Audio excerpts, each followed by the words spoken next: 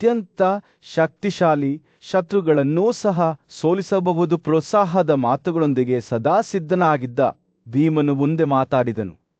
ಬಲವಾದವನ ಮೇಲೆ ದಾರಿ ಮಾಡುವ ದುರ್ಬಲ ರಾಜನು ದೈತ್ಯನ ಪಾದದ ಕೆಳಗೆ ಜಜ್ಜಿದ ಇರುವೆ ಬೆಟ್ಟದಂತಿರುತ್ತಾನೆ ಎಂದು ಕೃಷ್ಣನ ಭಾವನೆಗಳನ್ನು ಪ್ರತಿಧ್ವನಿಸುತ್ತಾ ಹೇಳಿದನು.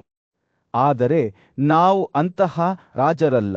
ನಮಗೆ ಕಾರ್ಯತಂತ್ರ ಶಕ್ತಿ ಮತ್ತು ನಮ್ಮ ಬದಿಯಲ್ಲಿ ಏಕತೆಯ ಶಕ್ತಿ ಇದೆ. ಒಟ್ಟಾಗಿ ಇತರರಿಗೆ ಅಸಾಧ್ಯವೆಂದು ತೋರುವುದನ್ನು ನಾವು ಸಾಧಿಸಬಹುದು. ಕೃಷ್ಣನ ಮಾತುಗಳು ಯುಧಿಷ್ಠಿರನ ಹೃದಯದಲ್ಲಿ ಜ್ವಾಲೆಯನ್ನು ಹೊತ್ತಿಸುವ ಕಿಡಿ ಇದ್ದವು. ತನ್ನೊಳಗೆ ದೃಢನಿಶ್ಚಯ ಮತ್ತು ಧೈರ್ಯದ ಉಗಮವು ಏರುವುದನ್ನು ಅವನು ಅನುಭವಿಸಿದನು ಮತ್ತು ಅವರು ಜರಾಸಂಧನ ವಿರುದ್ಧ ಕ್ರಮ ಕೈಗೊಳ್ಳಬೇಕೆಂದು ಆತನಿಗೆ ತಿಳಿದಿತ್ತು. ಸಂಕಲ್ಪದಿಂದ ತುಂಬಿದ ಆತನ ಧ್ವನಿಯಲ್ಲಿ ನಾವಿಬ್ಬರೂ ಒಟ್ಟಿಗೆ ಸೇರೋಣ ಎಂದು ಆತ ಹೇಳಿದನು. ಸೂರ್ಯನು ರಾಜ್ಯದ ಮೇಲೆ ಮುಳುಗುತ್ತಿದ್ದನು. ಗಲಭೆಯ ಬೀದಿಗಳಲ್ಲಿ ಬೆಚ್ಚಗಿನ ಕಿತ್ತಳೆ ಬಣ್ಣದ ಹೊಳಪನ್ನು ಬೀರುತ್ತಿತ್ತು. ಪಾಂಡವ ಸಹೋದರರಲ್ಲಿ ಹಿರಿಯನಾದ ಯುಧಿಷ್ಠಿರನು ತನ್ನ ಸಿಂಹಾಸನದ ಮೇಲೆ ಕುಳಿತು ಆಳವಾದ ಆಲೋಚನೆಯಲ್ಲಿದ್ದನು.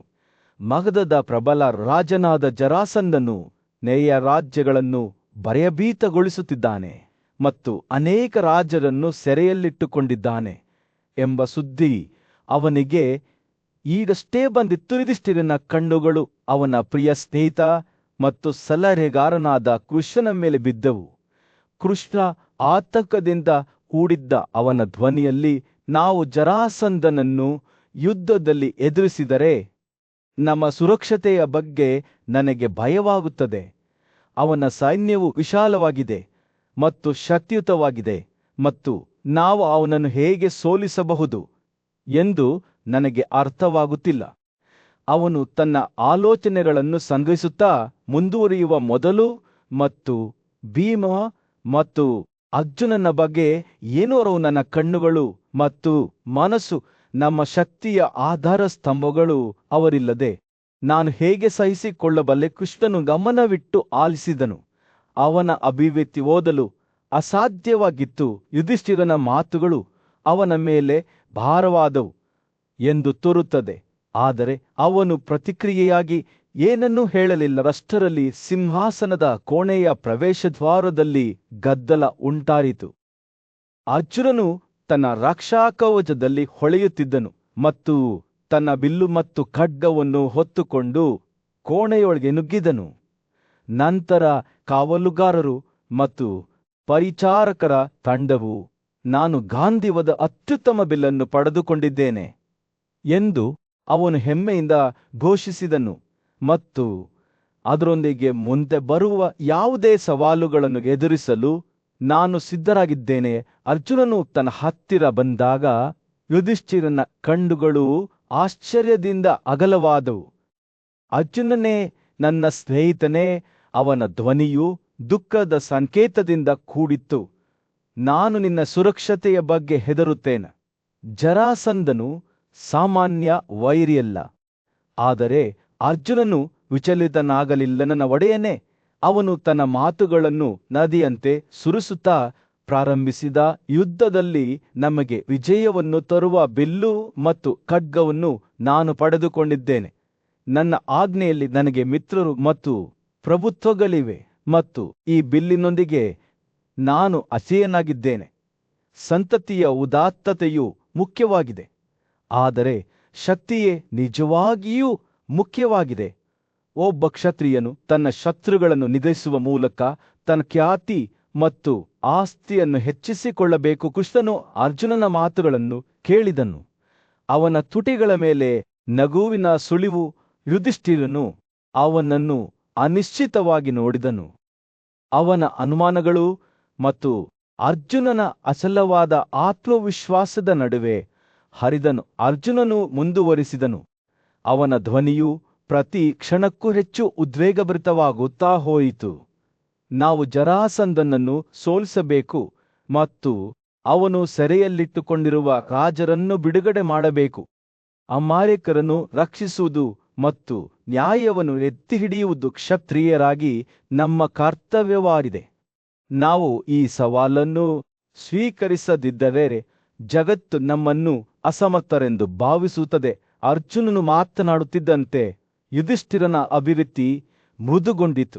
ಅವನು ತನ್ನ ಸಹೋದರನಲ್ಲಿ ಹೊಳೆಯುವ ಮತ್ತು ಸತ್ಯವಾದ ಬೆಂಕಿಯನ್ನು ನೋಡಿದನು. ಯುದ್ಧ ಪೀಡಿತ ಜಗತ್ತಿನಲ್ಲಿ ಅರ್ಜುನ ಎಂಬ ಮಹಾನ್ ಯೋಧನು ತನ್ನ ಸಾರಥಿ ಮತ್ತು ಸ್ನೇಹಿತನಾದ ಕೃಷ್ಣನಿಗೆ ಒಂದು ಪ್ರಶ್ನೆಯನ್ನು ಹಾಕಿದ್ದನು. ಭರತ ವಂಶದಲ್ಲಿ ಜನಿಸಿದವನ ಕರ್ತವ್ಯವೇನು, ವಿಶೇಷವಾಗಿ ಕುಂತಿಯ ಮಗ ಎಂದು ಅವನು ಕೇಳಿದನು. ಕೃಷ್ಣನು ಸುಗ್ರೀವಾಜ್ಞೆಯಲ್ಲಿ ತಿಳಿಸಲಾದ ತತ್ವಗಳ ಪ್ರಕಾರ ಎಲ್ಲಾ ಶತ್ರುಗಳ ಮೇಲೆ ದಾಳಿ ಮಾಡುವುದು ಅವರ ಕರ್ತವ್ಯ ಎಂದು ಉತ್ತರಿಸಿದನು.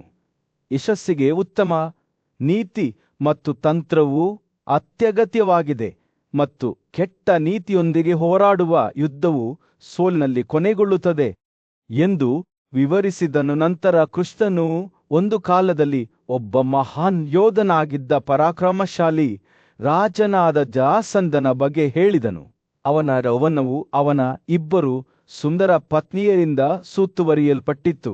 ಆದರೆ ಅನೇಕ ಪವಿತ್ರ ವಿಧಿಗಳು ಮತ್ತು ತ್ಯಾಗಗಳನ್ನು ಮಾಡಿದರೂ ಅವನು ಉತ್ತರಾಧಿಕಾರಿಯನ್ನು ಪಡೆಯಲು ವಿಫಲನಾದನು.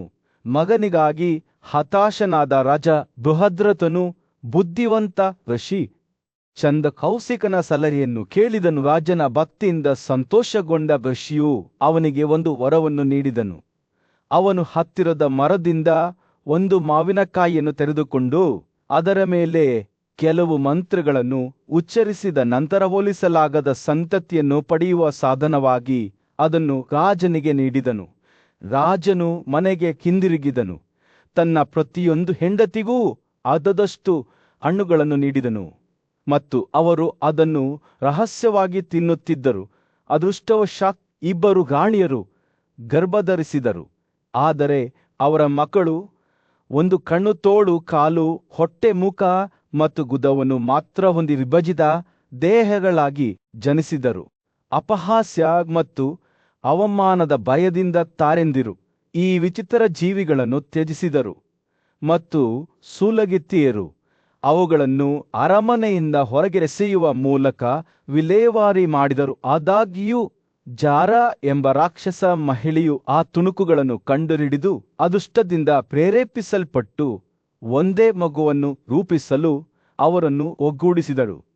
ದೇಹವು ಪೂರ್ಣಗೊಂಡ ತಕ್ಷಣ ಅದು ನಂಬಲಾಗದ ಶಕ್ತಿಯಿಂದ ಗರ್ಜನೆ ಮಾಡಲು ಪ್ರಾರಂಭಿಸಿತು ಮತ್ತು ಹೆಣ್ಣು ನರಭಕ್ಷಕಳು ಈ ಪ್ರಬಲ ಶಿಶುವಿಗೆ ಹಾನಿ ಮಾಡಲು ಸಾಧ್ಯವಿಲ್ಲ ಎಂದು ಅರಿತುಕೊಂಡಳು. ಇದು ಸಂತತಿಯನ್ನು ಬಯಸಿದ್ದ ರಾಜನಿಗೆ ಸೇರಿದ್ದು ಎಂದು ಭಾವಿಸಿ ತನ್ನ ಪ್ರಾಣವನ್ನು ಉಳಿಸಿಕೊಳ್ಳಲು ನಿರ್ಧರಿಸಿದಳು. ರಾಣಿಯರು ತಮ್ಮ ಮಗುವನ್ನು ಕಂಡುಕೊಂಡಾಗ ತಮ್ಮ ಮಗನನ್ನು ಮರಳಿ ಪಡೆಯಲು ಉತ್ಸುಕರಾಗಿದ್ದ ತಮ್ಮ ಸ್ತನಗಳನ್ನು ಹಾಲಿನಿಂದ ತುಂಬಿಸಿಕೊಂಡು ಆ ಮನೆಯಿಂದ ಹೊರಬಂದರು. ಹೆಣ್ಣು ನರಭಕ್ಷಕಳು ಮಗುವಿಗಾಗಿ ರಾಜನ ಬಯಕೆ ಮತ್ತು ಅವನ ಶಿಶುವಿನ ಶಕ್ತಿಯನ್ನು ನೋಡಿ ಅದನ್ನು ಹಾನಿ ಮಾಡದಿರಲು ನಿರ್ಧರಿಸಿದಳು. ಹೀಗಾಗಿ ಪ್ರಬಲ ಯೋಧನಾದ ಜರಾಸಂಧನು 2 ದೇಹಗಳ ತುಣುಕುಗಳಿಂದ ಜನಿಸಿದನು. ಕೃಷ್ಣನು ಭವಿಷ್ಯದ ಈ ಮಹಾನ್ ಯೋಧನನ್ನು ಪಾಂಡವರ ಕೈಯಿಂದ ಅವನ ಅಂತಿಮ ವಿನಾಶವನ್ನು ಮುನ್ಸೂಚಿಸುತ್ತಾ ತಿಳಿವಳಿಕೆಯುಳ್ಳ ನೋಟದಿಂದ ನೋಡಿದನು. ಆದರೂ ಸಾವಿನಲ್ಲಿ ಜರಾಸಂಧನು ಪ್ರತಿ ಸೃಷ್ಟಿಯೊಳಗಿನ ಆತ್ಮದಂತೆಯೇ ಮರೆಯಲಾಗದ ವೈಭವವನ್ನು ಗಳಿಸುತ್ತಾನೆ. ಅರಮನೆಯ ದೊಡ್ಡ ಸಭಾಂಗಣಗಳಲ್ಲಿ ರಾಜ ಜರಾಸಂಧನು ತನ್ನ ಸಿಂಹಾಸನದ ಮೇಲೆ ಕುಳಿತು ತನ್ನ ಸಲಹೆಗಾರರು ಮತ್ತು ಆಸ್ಥಾನಿಕರಿಂದ ಸುತ್ತುವರಿದಿದ್ದನು. ಜರ ಎಂಬ ನಿಗೂಢ ರಾಕ್ಷಸ ಮಹಿಳೆಯ ಕಥೆಯನ್ನು ಕೇಳುವಾಗ ಅವನ ಕಣ್ಣುಗಳು ಕುತೂಹಲದಿಂದ ಹೊಳೆಯುತ್ತಿದ್ದವು. ಅವಳು ಸ್ವಲ್ಪ ಸಮಯದವರೆಗೆ ಅವನ ಮನೆಯಲ್ಲಿ ವಾಸಿಸುತ್ತಿದ್ದಳು. ಅದರ ಗೋಡೆಗಳೊಳಗೆ ವಾಸಿಸುವ ಎಲ್ಲರೂ ಪೂಜಿಸುತ್ತಿದ್ದರು. ಪ್ರತಿ ಹಾದು ಹೋಗುವ ದಿನವೂ ಅವಳು ಮನೆಯಿಂದ ಮನೆಗೆ ಅಲೆದಾಡುತ್ತಿದ್ದಳು. ಅವಳನ್ನು ಪೂಜಿಸುವವರಿಗೆ ತನ್ನ ಆಶೀರ್ವಾದವನ್ನು ನೀಡುತ್ತಿದ್ದಳು. ರಾಜನ ಕುತೂಹಲ ಹೆಚ್ಚಾದಂತೆ ಜಾರಾ ತನ್ನ ನಿಜವಾದ ಸ್ವಭಾವವನ್ನು ಬಹಿರಂಗಪಡಿಸಿದಳು. ಪ್ರಬಲ ಮತ್ತು ಪ್ರಾಚೀನ ವೈರಿಯಾದ ದಾನವರನ್ನು ನಾಶ ಮಾಡಲು ಯುಗಗಳ ಹಿಂದೆ ಸೃಷ್ಟಿಸಲಾದ ಆಕಾಶ ಆಕೆಯನ್ನು ಮನೆಯ ದೇವತೆಯಾದ ಗುಹದೇವಿ ಎಂದು ಕರೆಯಲಾಗುತ್ತಿತ್ತು ಮತ್ತು ಆಕೆಯ ಉಪಸ್ಥಿತಿಯು ಆಕೆಯನ್ನು ಗೌರವಿಸುವ ಯಾವುದೇ ಮನೆಗೆ ಸಮೃದ್ಧಿಯನ್ನು ತರುತ್ತದೆ ಎಂದು ಹೇಳಲಾಗುತ್ತಿತ್ತು. ತನ್ನ ಅರಮನೆಯ ಗೋಡೆಗಳ ಮೇಲೆ ಹಲವಾರು ಮಕ್ಕಳಿಂದ ಆವೃತವಾದ ಜಾರಾವಣ ಚಿತ್ರವನ್ನು ನೆನಪಿಸಿಕೊಳ್ಳುತ್ತಿದ್ದಂತೆ ರಾಜನ ಕಣ್ಣುಗಳು ಅಗಲವಾದವು. ಇದು ಭಕ್ತಿಯಿಂದ ಚಿತ್ರಿಸಲಾದ ಪ್ರತಿರೂಪವಾಗಿತ್ತು ಮತ್ತು ಜಾರಾ ಅದನ್ನು ಅದೃಷ್ಟದ ಸಂಕೇತವೆಂದು ಹೇಳಿಕೊಂಡಳು. ಜಾರನು ತನ್ನ ಅರಮನೆಯೊಳಗೆ ತನ್ನ ದೈನಂದಿನ ಆರಾಧನೆಯ ಬಗ್ಗೆ ಹೇಳಿದಾಗ ರಾಜನ ಮನಸ್ಸು ಆವರಿಸಿತು. ಆಕೆಗೆ ಸುಗಂಧ ದ್ರವ್ಯಗಳು, ಹೂವುಗಳು, ಧೂಪದ್ರವ್ಯ ಮತ್ತು ಆಹಾರ ಪದಾರ್ಥಗಳನ್ನು ನೀಡಲಾಗುತ್ತಿತ್ತು ಮತ್ತು ಪ್ರತಿಯಾಗಿ ಆಕೆ ಕುಟುಂಬಕ್ಕೆ ತನ್ನ ಆಶೀರ್ವಾದವನ್ನು ನೀಡುತ್ತಿದ್ದಳು. ರಾಜನು ತನಗೆ ತೋರಿಸಿದ ಗೌರವಕ್ಕೆ ಮರುಪಾವತಿ ಮಾಡುವ ಬಯಕೆಯ ಬಗ್ಗೆ ಅವಳು ಮಾತನಾಡುವಾಗ ಅವಳ ಮಾತುಗಳು ಪ್ರಾಮಾಣಿಕತೆಯಿಂದ ಸುರಿದವು. ತದನಂತರ ಅವಳು ಒಂದು ಪವಾಡವನ್ನು ಬಹಿರಂಗಪಡಿಸಿದಳು. ಅವಳು ಅವನ ಮಗನ ಛಿದ್ರ ದೇಹಗಳನ್ನು ಒಗ್ಗೂಡಿಸಿ ಅವರ ಅವಶೇಷಗಳಿಂದ ಜೀವಂತ ಮಗುವನ್ನು ಸೃಷ್ಟಿಸಿದಳು. ಜಾರಾ ತನ್ನ ಅದೃಷ್ಟಕ್ಕೆ ಮಗುವಿನ ಜನನವನ್ನು ಕಾರಣವೆಂದು ಹೇಳಿಕೊಂಡಾಗ ರಾಜನ ಹೃದಯವು ಕೃತಜ್ಞತೆಯಿಂದ ಉಬ್ಬಿಕೊಂಡಿತು. ಅವಳು ದೈವಿಕ ಯೋಜನೆಯಲ್ಲಿ ಕೇವಲ ಒಂದು ಸಾಧನವೆಂದು ಹೇಳಿಕೊಂಡಳು. ಮೇರುವಿನ ಪ್ರಬಲ ಪರ್ವತವನ್ನು ಸಹ ನುಂಗಲು ಸಮರ್ಥಳಾಗಿದ್ದಳು. ಜಾರಾ ಅವರ ಶಕ್ತಿಯ ಪ್ರಮಾಣವನ್ನು ಅರಿತುಕೊಂಡಾಗ ಈ ಆಲೋಚನೆಯು ರಾಜನ ಬೆನ್ನು ಮೂಳೆಯನ್ನು ನಡುಗಿಸಿತು. ಆದರೂ ಅವಳು ಈ ಉಡುಗೊರೆಯನ್ನು ಅವನಿಗೆ ಮತ್ತು ಅವನ ಕುಟುಂಬಕ್ಕೆ ನೀಡಲು ನಿರ್ಧರಿಸಿದ್ದಳು. ಜಾರನು ಮಾತನಾಡುವುದನ್ನು ಮುಗಿಸಿದಾಗ ಅವಳು ಗಾಳಿಯಲ್ಲಿ ಕಣ್ಮರೆಯಾದಳು. ಇದರಿಂದ ರಾಜನು ದಿಗ್ಭ್ರಮೆಗೊಂಡನು, ಆದರೆ ಕೃತಜ್ಞನಾಗಿದ್ದನು. ಅವನು ಅರಮನೆಗೆ ಹಿಂತಿರುಗಿದನು. ಅಲ್ಲಿ ಅವನ ಮಗು ಕಾಯುತ್ತಿತ್ತು. ರಾಜನು ಶೈಶವಾವಸ್ಥೆಯ ಎಲ್ಲಾ ವಿಧಿಗಳನ್ನು ನಿರ್ವಹಿಸಲು ಆದೇಶಿಸಿದನು ಮತ್ತು ಅವರಿಗೆ ಅಂತಹ ಸಂತೋಷವನ್ನು ತಂದ ರಾಕ್ಷಸ ಮಹಿಳೆಯಾದ ಜಾರಳ ಗೌರವಾರ್ಥವಾಗಿ ದೊಡ್ಡ ಹಬ್ಬವನ್ನು ನಡೆಸಲಾಯಿತು. ರಾಜನು ಸ್ವತಃ ತನ್ನ ಮಗನಿಗೆ ಜರಾಸಂಧ ಎಂಬ ಹೆಸರನ್ನು ನೀಡಿದನು. ಇದರರ್ಥ ಜರಾದಿಂದ ಒಗ್ಗೂಡಿದೆ. ಮಗು ಬೆಳೆದಂತೆ ಅವನು ಮನೆಯ ದೇವತೆಯ ಆಶೀರ್ವಾದದಲ್ಲಿ ಏಳಿಗೆ ಹೊಂದುವಂತೆ ತೋರುತ್ತಿತ್ತು. ಅವನ ಶಕ್ತಿಯು ದಿನದಿಂದ ದಿನಕ್ಕೆ ಹೆಚ್ಚುತ್ತಾ ಹೋಯಿತು. ಶುದ್ಧೀಕರಿಸಿದ ಬೆಣ್ಣೆಯ ನೈವೇದ್ಯಗಳಿಂದ ಉರಿಯುತ್ತಿದ್ದ ಬೆಂಕಿಯಂತೆ ಜಾರನ ಉಪಸ್ಥಿತಿಯು ಅವರಿಗೆ ಸಮೃದ್ಧಿ ಮತ್ತು ಸಂತೋಷವನ್ನು ತಂದಿತು ಎಂದು ತಿಳಿದುಕೊಂಡರು. ತನ್ನ ಮಗ ಬೆಳೆಯುವುದನ್ನು ನೋಡಿದಾಗ ರಾಜನ ಹೃದಯವು ಹೆಮ್ಮೆಯಿಂದ ಉಬ್ಬಿಕೊಂಡಿತು. ಜರಾಸಂಧನು ಒಬ್ಬ ಶಕ್ತಿಶಾಲಿ ಯುವಕನಾಗಿ ಬೆಳೆದಂತೆ ತನ್ನ ಹೆತ್ತವರಿಗೆ ತಮಗೆ ದೊರೆತ ಪವಾಡದ ಬಗ್ಗೆ ಕೃತಜ್ಞತೆಯನ್ನು ಹೊಂದಲು ಸಾಧ್ಯವಾಗಲಿಲ್ಲ. ತಮ್ಮ ಜೀವನದ ಭಾಗವಾಗಿದ್ದ ರಾಕ್ಷಸ ಮಹಿಳೆಯಾದ ಜಾರಾಗೆ ತಾವು ಬಲಿಯಾಗಿದ್ದೇವೆಂದು ಅವರಿಗೆ ತಿಳಿದಿತ್ತು. ಮಗಧ ದೇಶದಲ್ಲಿ ಚಂದ ಕೌಶಿಕರೆಂಬ ಹೆಸರಿನ ಒಬ್ಬ ಮಹಾನ್ ತಪಸ್ವಿಯು ಮತ್ತೊಮ್ಮೆ ಆಗಮಿಸಿ ಅದರ ಜನರಿಗೆ ಸಂತೋಷವನ್ನು ತಂದನು. ರಾಜ ದುಹದ್ರತನು ತನ್ನ ಮಂತ್ರಿಗಳು, ಪುರೋಹಿತರು, ಪತ್ನಿಯರು ಮತ್ತು ಮಗನೊಂದಿಗೆ ಪೂಜ್ಯ ಋಷಿಯನ್ನು ಸ್ವಾಗತಿಸಲು ಆತುರಪಟ್ಟನು. ಅವನು ಋಷಿಯನ್ನು ನೀರು ಮತ್ತು ಅರ್ಪಣೆಗಳೊಂದಿಗೆ ಪೂಜಿಸುತ್ತಿದ್ದಾಗ ರಾಜನು ತನ್ನ ಇಡೀ ರಾಜ್ಯವನ್ನು ತನ್ನ ಮಗನೊಂದಿಗೆ ಚಂದಕೌಶಿಕನ ಸ್ವೀಕಾರಕ್ಕಾಗಿ ಉಡುಗೊರೆಯಾಗಿ ನೀಡಿದನು. ರಾಜನ ಭಕ್ತಿಯಿಂದ ಸಂತೋಷಗೊಂಡ ಋಷಿ ಯುವ ರಾಜಕುಮಾರನನ್ನು ವಿವೇಚನಾಯುಕ್ತ ಕಣ್ಣುಗಳಿಂದ ನೋಡಿದನು. ಓ ರಾಜನೇ, ಅವನು ಹೇಳಿದನು, ನಾನು ಈ ಮಗುವಿನ ಭವಿಷ್ಯದ ವೈಭವವನ್ನು ಮುನ್ಸೂಚಿಸಿದ್ದೇನೆ. ಅವನು ಸಮೃದ್ಧಿಯಲ್ಲಿ ಬೆಳೆಯುತ್ತಾನೆ ಮತ್ತು ಭೂಮಿಯ ಮೇಲಿನ ಯಾವುದೇ ರಾಜನಿಗೆ ಸಾಟಿಯಿಲ್ಲದ ದೊಡ್ಡ ಪರಾಕ್ರಮವನ್ನು ಹೊಂದಿರುತ್ತಾನೆ. ಅವನ ಶೌರ್ಯವು ದೇವರುಗಳ ಪರಾಕ್ರಮದಂತೆ ಇರುತ್ತದೆ ಮತ್ತು ಅವನ ವಿರುದ್ಧ ನಿಲ್ಲಲು ಯಾರಿಗೂ ಸಾಧ್ಯವಾಗುವುದಿಲ್ಲ. ಚಲಿಸಲಾಗದ ಪರ್ವತದಂತೆ ಅವನ ಶಕ್ತಿ ಅಚಲವಾಗಿರುತ್ತದೆ ಮತ್ತು ಅವನನ್ನು ವಿರೋಧಿಸುವವರೆಲ್ಲರೂ ನಾಶವಾಗುತ್ತಾರೆ. ರಾಜನ ಮಗನು ಸೂರ್ಯನಿಗಿಂತ ಹೆಚ್ಚು ಪ್ರಕಾಶಮಾನವಾಗಿ ಹೊಳೆಯುತ್ತಾನೆ. ಎಲ್ಲಾ ರಾಜರ ವೈಭವವನ್ನು ಗ್ರಹಿಸುತ್ತಾನೆ. ವಿಶಾಲವಾದ ಸೈನ್ಯಗಳು ಮತ್ತು ಸಂಪತ್ತನ್ನು ಹೊಂದಿರುವ ಪ್ರಬಲ ರಾಜರು ಸಹ ಬೆಂಕಿಯ ಕೀಟಗಳಂತೆ ಅವನ ಮುಂದೆ ಕುಸಿಯುತ್ತಾರೆ. ಋಷಿ ಮುಂದುವರಿಸಿದರು, ಈ ಮಗು ಎಲ್ಲಾ ರಾಜ್ಯಗಳ ಸಮೃದ್ಧಿಯನ್ನು ಹೀರಿಕೊಳ್ಳುತ್ತದೆ. ಮಳೆಗಾಲದಲ್ಲಿ ಸಮುದ್ರವು ನದಿಗಳ ನೀರನ್ನು ಪಡೆಯುತ್ತದೆ. ಭೂಮಿಯು ಎಲ್ಲಾ ಜೀವಿಗಳನ್ನು ಹೊತ್ತಿರುವಂತೆಯೇ ಅವನು ಮನುಷ್ಯರ 4 ವರ್ಗಗಳನ್ನು ಬೆಂಬಲಿಸುತ್ತಾನೆ. ಚಂಡಕೌಶಿಕನು ತನ್ನ ಭವಿಷ್ಯವಾಣಿಯನ್ನು ಮುಕ್ತಾಯಗೊಳಿಸಿದಾಗ ಅವನು ರಾಜ ಬೃಹದ್ರಥನನ್ನು ತಲೆಯಾಡಿಸಿದನು. ರಾಜನು ತನ್ನ ರಾಜಧಾನಿಗೆ ಮರಳಿದನು.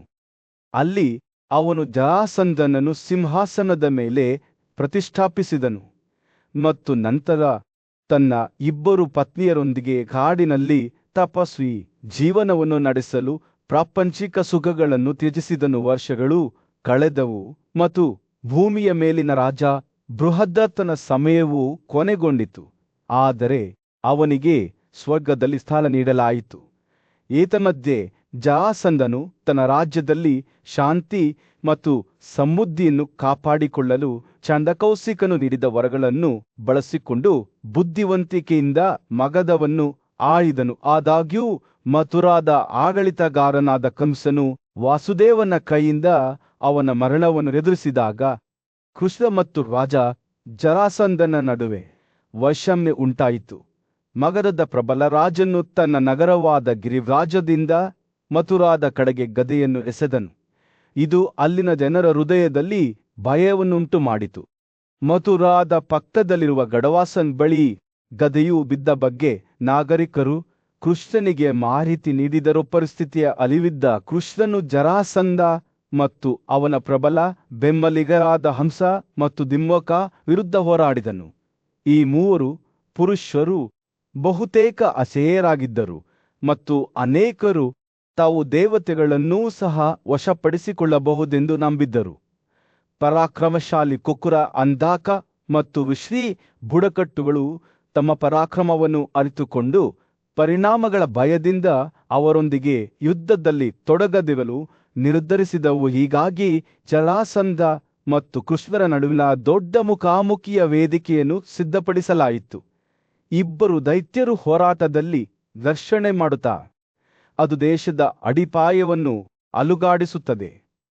ದೊಡ್ಡ ಸಭೆಯ ಮಧ್ಯದಲ್ಲಿ ಕೃಷ್ಣನು ತನ್ನ ಪ್ರಿಯ ಸ್ನೇಹಿತರಾದ ಯುಧಿಷ್ಠಿರ, ಭೀಮ ಮತ್ತು ಅರ್ಜುನರ ಮುಂದೆ ನಿಂತನು. ಅವರ ಮುಂದಿನ ಮಹಾನ್ ಪ್ರಯತ್ನದ ಬಗ್ಗೆ ಮಾತನಾಡುವಾಗ ಸ್ಪಷ್ಟವಾದ ರಾತ್ರಿಯಲ್ಲಿ ಅವನ ಕಣ್ಣುಗಳು ನಕ್ಷತ್ರಗಳಂತೆ ಹೊಳೆಯುತ್ತಿದ್ದವು.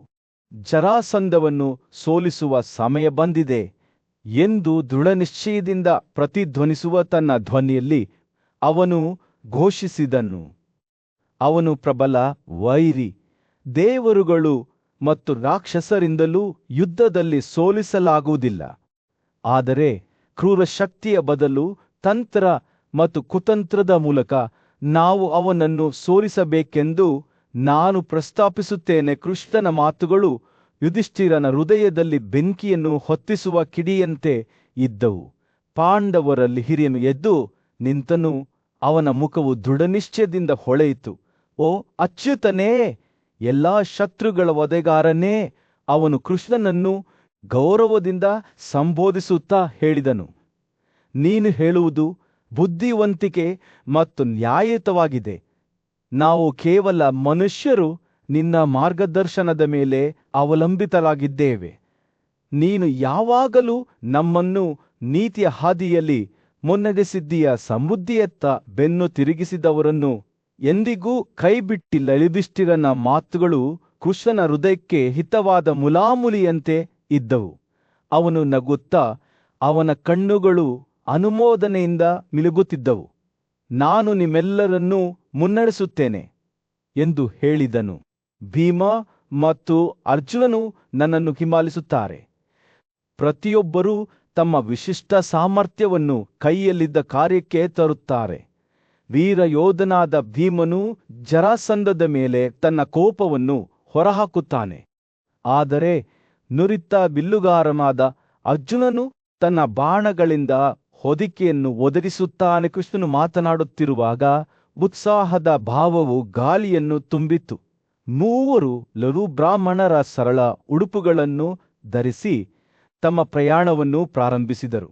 ಅವರು ಕುರು ಜಂಗಲ ಮೂಲಕ ಪ್ರಯಾಣಿಸಿದರು. ಕಮಲದ ಆಕರ್ಷಕ ಸರೋವರದ ಮೂಲಕ ಹಾದು ಹೋದರು ಮತ್ತು ಕಾಲಕೂಟ ಬೆಟ್ಟಗಳಿಂದ ಹರಿಯುವ ಭವ್ಯವಾದ ನದಿಗಳನ್ನು ದಾಟಿದರು.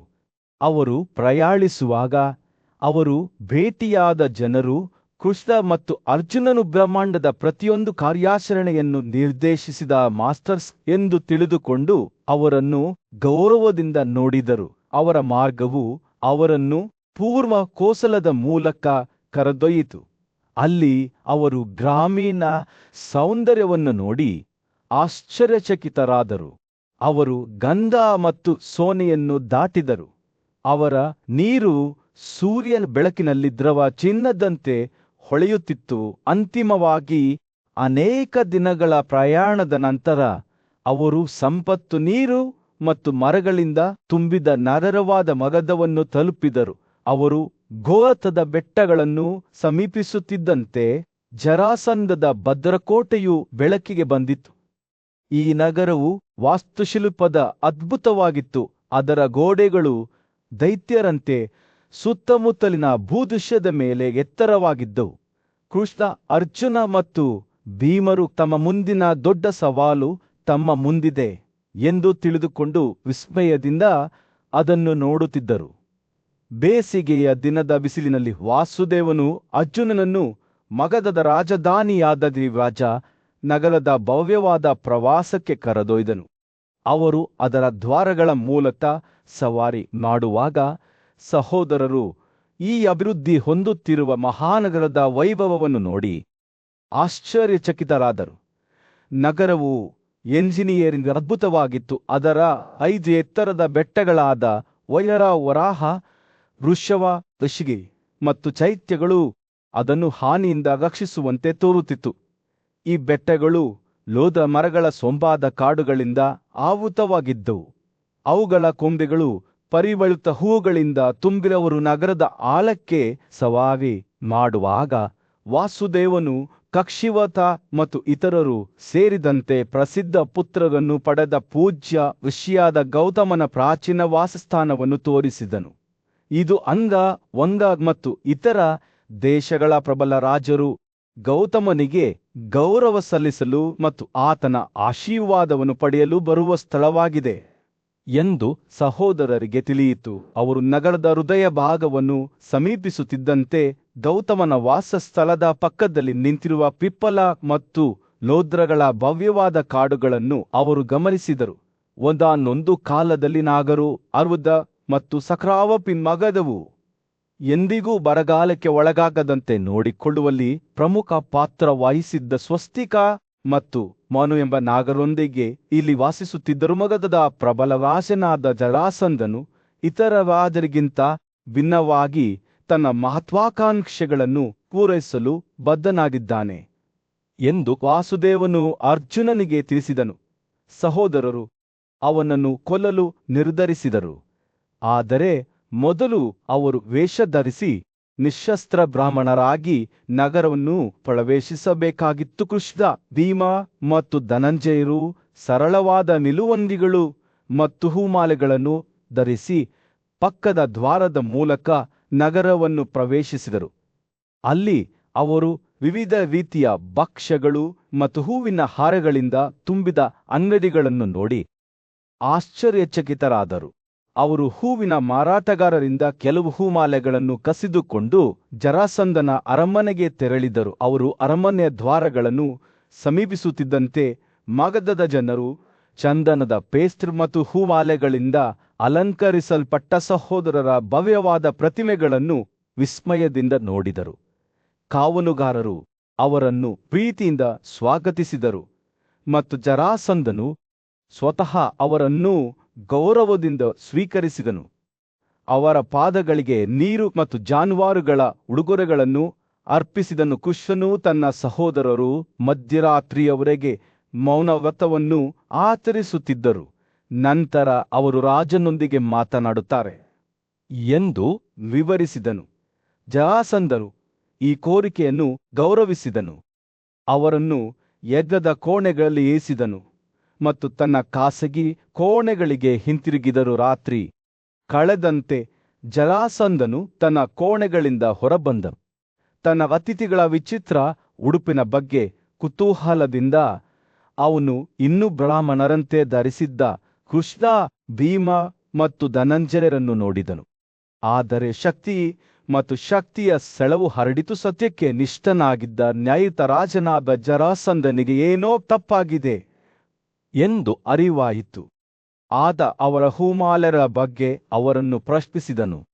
ಮಗಧದ ರಾಜಧಾನಿಯಾದ ಜರಾಸಂಧದ ಉರಿಯುತ್ತಿರುವ ಬಿಸಿಲಿನಲ್ಲಿ ಪ್ರಬಲ ರಾಜನಾದ ಜರಾಸಂಧನು ಎತ್ತರವಾಗಿ ನಿಂತನು. ಯಾದವರ ದೇಶದ ಇಬ್ಬರು ರಾಜಕುಮಾರರನ್ನು ಉದ್ದೇಶಿಸಿ ಮಾತನಾಡುವಾಗ ಅವನ ಧ್ವನಿಯು ಗಾಳಿಯಲ್ಲಿ ಪ್ರತಿಧ್ವನಿಸಿತು. ಸತ್ಯಕ್ಕೆ ಅಚಲವಾದ ಸಮರ್ಪಣೆಗೆ ಹೆಸರುವಾಸಿಯಾದ ಮಧುವಿನ ವಧೆಗಾರನಾದ ಕೃಷ್ಣ ಮತ್ತು ಅವನ ಸಹೋದರ ಬಲರಾಮನು ಜರಾಸಂಧನು ನಿರಪರಾಧಿ ಎಂದು ಹೇಳಿಕೊಳ್ಳುವುದನ್ನು ಪ್ರಶ್ನಿಸಲು ಬಂದಿದ್ದರು. ನಿಮಗೆ ಎಂದಿಗೂ ಹಾನಿಯನ್ನುಂಟು ಮಾಡಿದ ನೆನಪು ನನಗಿಲ್ಲ. ಅವರ ಮಾತುಗಳು ಪ್ರಾಮಾಣಿಕತೆಯಿಂದ ಸುರಿಯತೊಡಗಿದವು. ನನ್ನ ಕ್ರಿಯೆಗಳನ್ನು ನಾನು ಪರಿಶೀಲಿಸುತ್ತೇನೆ ಮತ್ತು ನಿಮಗೆ ಯಾವುದೇ ತಪ್ಪು ನಡೆದಿಲ್ಲ ಎಂದು ನಾನು ನುಡುತ್ತೇನೆ. ಹಾಗಾದರೆ ಉದಾತ್ತ ಬ್ರಾಹ್ಮಣರೇ, ನೀವು ನನ್ನನ್ನು ನಿಮ್ಮ ಶತ್ರು ಎಂದು ಏಕೆ ಪರಿಗಣಿಸುತ್ತೀರಿ? ಅವನು ತನ್ನ ಎದುರಾಳಿಗಳ ಮುಖಗಳನ್ನು ನೋಡುತ್ತಾ ತನ್ನ ಕಣ್ಣುಗಳನ್ನು ನಿಲ್ಲಿಸಿದನು. ಕ್ಷತ್ರಿಯರ ಆಚರಣೆಗಳು ಈ ಜಗತ್ತಿನಲ್ಲಿರುವ ಎಲ್ಲಾ ಪ್ರಾಮಾಣಿಕ ಅನ್ವೇಷಣೆಗಳಲ್ಲಿ ಅತ್ಯುನ್ನತವಾಗಿವೆ. ನಾವು ಈ ತತ್ವಗಳನ್ನು ಅಚಲ ಸಮರ್ಪಣೆಯೊಂದಿಗೆ ಅನುಸರಿಸುತ್ತೇವೆ. ನಮ್ಮ ರಕ್ಷಣೆಯಲ್ಲಿರುವವರಿಗೆ ಎಂದಿಗೂ ಗಾಯವಾಗುವುದಿಲ್ಲ. ಕೃಷ್ಣನು ಗೊತ್ತಿದ್ದ ಹಾಗೆ ಮುಗುಣಕ್ಕನು. ಅವನ ಧ್ವನಿಯು ಸೌಮ್ಯವಾದ ದಬ್ಬಾಳಿಕೆಯ ಧ್ವನಿಯನ್ನು ತಾಳಿತು. ಅಯ್ಯೋ, ಜರಾಸಂಧ ತನ್ನ ವಂಶಾವಳಿಯ ಘನತೆಯನ್ನು ಹೊಂದಿರುವ ಒಬ್ಬನು ಪ್ರಿಯನಾಗಿದ್ದಾನೆ. ಅವನು ನಿಮ್ಮ ವಿರುದ್ಧ ಬರಲು ನಮಗೆ ಆದೇಶಿಸಿದ್ದಾನೆ. ನೀವು ಅನೇಕ ಕ್ಷತ್ರಿಯರನ್ನು ಸೆರೆಯಾಳುಗಳಾಗಿ ತೆಗೆದುಕೊಂಡಿದ್ದೀರಿ. ಅವರನ್ನು ನಿಮ್ಮ ನಗರದಲ್ಲಿ ಗುಲಾಮರಾಗಿ ವಾಸಿಸಲು ಒತ್ತಾಯಿಸಿದ್ದಿ. ಈ ವಿಷಯದಲ್ಲಿ ನೀವು ಹೇಗೆ ನಿರಪರಾಧಿರೆಂದು ಹೇಳಿಕೊಳ್ಳಬಹುದು? ಅವನ ಮಾತುಗಳು ದುಃಖದಿಂದ ತೊಟ್ಟಿಕ್ಕಿದವು ಮತ್ತು ಜರಾಸಂಧನ ಅಭಿವ್ಯಕ್ತಿ ಒಂದು ಕ್ಷಣಕ್ಕೆ ಕುಸಿಯಿತು. ಒಬ್ಬ ರಾಜನು ಇನ್ನೊಬ್ಬ ಸದ್ಗುಣಶೀಲ ರಾಜನೊಂದಿಗೆ ಹೇಗೆ ಅನುಚಿತವಾಗಿ ವರ್ತಿಸಬಹುದು? ಕೃಷ್ಣನು ಕೋಪದಿಂದ ತನ್ನ ಧ್ವನಿಯನ್ನು ಮುಂದುವರಿಸಿದನು. ಆದರೂ ನೀವು ವಶಪಡಿಸಿಕೊಂಡ ಈ ರಾಜರನ್ನು ರುದ್ರ ದೇವರಿಗೆ ಯಜ್ಞವಾಗಿ ಅರ್ಪಿಸಲು ಬಯಸುತ್ತೀರಿ.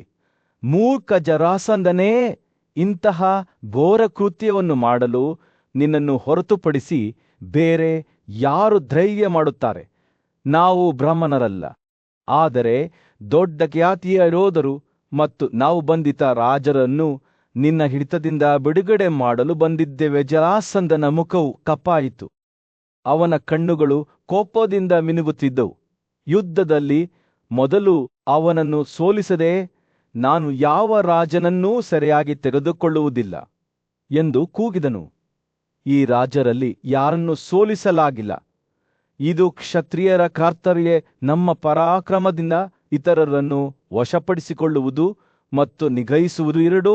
ಕಳೆಯವರು ಮುಖಾಮುಖಿಯಾದಾಗ ಬುದ್ಧಿವಂತ ಋಷಿಯಾದ ವೈಶಂಪಾಯನನು ಕುತೂಹಲದಿಂದ ನೋಡುತ್ತಿದ್ದನು. ಜರಾಸಂಧನ ಭವಿಷ್ಯವು ಮೊಟಕುಗೊಂಡಿದೆ ಎಂದು ಅವನಿಗೆ ತಿಳಿದಿತ್ತು. ಅವನು ಶೀಘ್ರದಲ್ಲೇ ಯುದ್ಧದಲ್ಲಿ ತನ್ನ ಅಂತ್ಯವನ್ನು ಎದುರಿಸುತ್ತಾನೆ. ಭೀಮನ ಕೈಯಲ್ಲಿ ಕೃಷ್ಣನಲ್ಲ ರಾಜನು ತನ್ನ ಮಗ ಸಹದೇವನನ್ನು ಸಿಂಹಾಸನದ ಮೇಲೆ ಕೂರಿಸಿ ಮುಂಬರುವ ಯುದ್ಧಕ್ಕೆ ಸಿದ್ಧನಾಗುವಂತೆ ಆದೇಶಿಸಿದನು.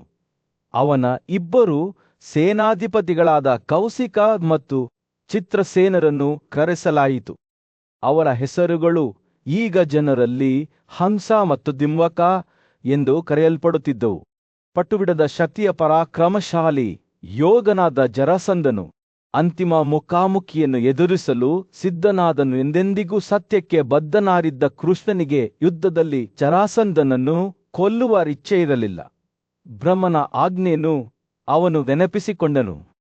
ಯಾದವರಲ್ಲಿ ಅತ್ಯಂತ ಬುದ್ಧಿವಂತನಾದ ಕೃಷ್ಣನು ಮಗಧದ ಪ್ರಬಲ ಯೋಧನಾದ ರಾಜ ಜರಾಸಂಧನ ಮುಂದೆ ನಿಂತಾಗ ಸೂರ್ಯನು ಧೂಳಿನ ಆಕಾಡದ ಮೇಲೆ ಬೀಸಿದನು. ಕೃಷ್ಣನು ಜರಾಸಂಧನನ್ನು ಉದ್ದೇಶಿಸಿ, ಓ ರಾಜನೇ, ನಮ್ಮಲ್ಲಿ ಮೂವರು ಯಾರೊಂದಿಗೆ ಹೋರಾಡಲು ಬಯಸುತ್ತೀರಿ? ನಮ್ಮಲ್ಲಿ ಯಾರು ಯುದ್ಧಕ್ಕೆ ಸಿದ್ಧರಾಗುತ್ತಾರೆ? ನಾನು ಭೀಮನೊಂದಿಗೆ ಹೋರಾಡುತ್ತೇನೆ ಎಂದು ಉತ್ತರಿಸಿದಾಗ ಜರಾಸಂಧನ ಕಣ್ಣುಗಳು ದೃಢನಿಶ್ಚಯದಿಂದ ಹೊಳೆಯುತ್ತಿದ್ದವು. ಅವರ ಮಾತುಗಳು ದೇವರಿಗೆ ಸವಾಲಿನಂತಿದ್ದವು. ಪುರೋಹಿತನಾದ ವೈಶಂಪಾಯನನು ಪವಿತ್ರವಾದ ಹಳದಿ ಬಣ್ಣದ ವರ್ಣದ್ರವ್ಯ ಮತ್ತು ಹೂವುಗಳ ಹುಮಾಲೆಗಳನ್ನು ಹೊರತಂದು ಜರಾಸಂಧನನ್ನು ಯುದ್ಧಕ್ಕೆ ಸಿದ್ಧಪಡಿಸಿದನು. ರಾಜನು ತನ್ನ ರಕ್ಷಾ ಕವಚವನ್ನು ಧರಿಸುತ್ತಿದ್ದಂತೆ ಪ್ರಸಿದ್ಧ ಬ್ರಾಹ್ಮಣನು ಅವನಿಗೆ ಶಕ್ತಿ ಮತ್ತು ಧೈರ್ಯವನ್ನು ನೀಡಲು ಆಶೀರ್ವಾದಗಳನ್ನು ಕೂಗಿದನು. ಇಬ್ಬರು ಯೋಧರು ಒಬ್ಬರಿಗೊಬ್ಬರು ಮುಖಾಮುಖಿಯಾಗಿ ಅವರ ಕಣ್ಣುಗಳು ಭೀಕರವಾಗಿ ದಿಟ್ಟಿಸಿ ನೋಡುತ್ತಿದ್ದವು.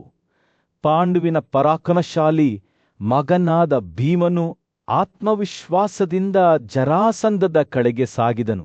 ಇಬ್ಬರು ದೈತ್ಯರು ಘರ್ಷಣೆ ನಡೆಸುತ್ತಿದ್ದಂತೆ ಜನಸಮೂಹವು ಉಸಿರುಗಟ್ಟಿಸಿತು. ಅವರ ಬರೀ ಕೈಗಳು ಪರಸ್ಪರರ ತೋಳು ಗುಂಡಿಗಳಿಗೆ ಹೊಡೆದವು. ಭೂಮಿಯು ನಡುಗುವಂತೆ ಮಾಡಿತು. ಹಗಲುದ ರಾತ್ರಿಗಳ ಕಾಲ ಯುದ್ಧ ನಡೆಯುತ್ತಿತು. ಅವರ ಕುಸ್ತಿಯ ಸದ್ದು ಗುಡುಗಿನಂತೆ ಭೂಮಿಯಾದ್ಯಂತ ಪ್ರತಿಧ್ವನಿಸುತ್ತಿತ್ತು. ಅವರು ತಮ್ಮ ಎಲ್ಲಾ ಶಕ್ತಿಯಿಂದ ಎಳೆಯುತ್ತಾ ಮತ್ತು ತಳ್ಳುತ್ತಾ ಪರಸ್ಪರರ ಕುತ್ತಿಗೆಗಳನ್ನು ಹಿಡಿದುಕೊಂಡರು. ಅವರ ಮುಷ್ಟಿಗಳು ಚಲನೆಯ ಮಸುಕಿನಲ್ಲಿ ಹಾರಿ ಪರಸ್ಪರರ ಎದೆ ಮತ್ತು ಭುಜಗಳನ್ನು ಹೊಡೆದರು. ಇಬ್ಬರು ನಾಯಕರು ಶಕ್ತಿಯ ಸಾಹಸಗಳನ್ನು ಪ್ರದರ್ಶಿಸುತ್ತಿರುವಾಗ ಜನಸಮೂಹವು ವಿಸ್ಮಯದಿಂದ ನೋಡಿತು.